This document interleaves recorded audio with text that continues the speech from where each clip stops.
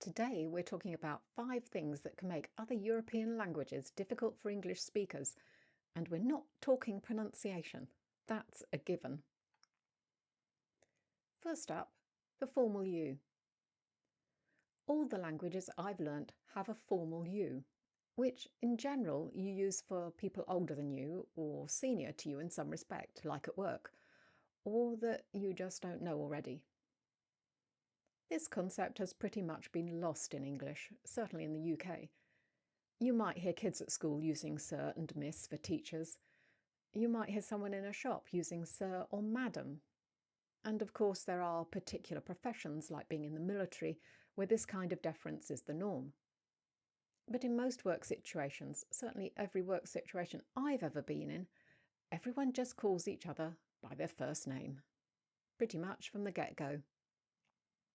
Agreements. In English, we have very few gender agreements of nouns, adjectives, and verb past participles. But for many, if not all, other Europeans, it's all they've ever known.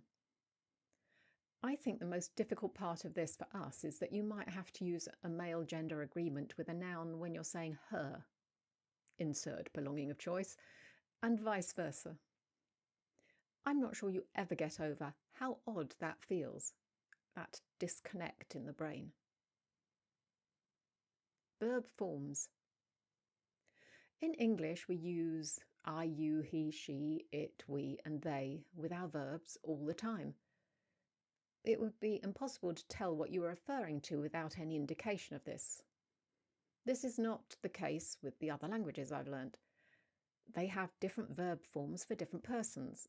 Some of these may be the same as each other, so you might not have a full 6 for each, but you'll almost certainly have 4 or 5. That's a lot more learning to do.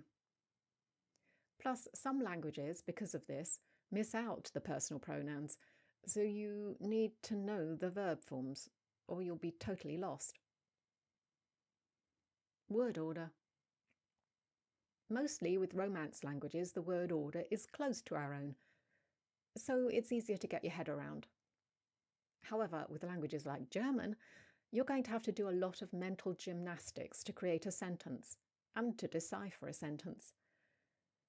There are some sentences that are similar to English, but there are a lot where the verb gets kicked to the end of the sentence, or turned back to front, or there are a lot of variations. Cases. Luckily, the Romance languages I've learnt don't have these, but German does. Cases can change the form of everything from an article to an adjective. They relate to what part of the sentence a thing is. Subject, object, indirect object, or something belonging in a broad sense to someone. They change by gender, singular or plural. This definitely doesn't come naturally to someone like me, someone who wasn't taught English grammar at school, so really has to think about the parts of a sentence. That's a whole other story that I've talked about before. But I will conquer it. I will.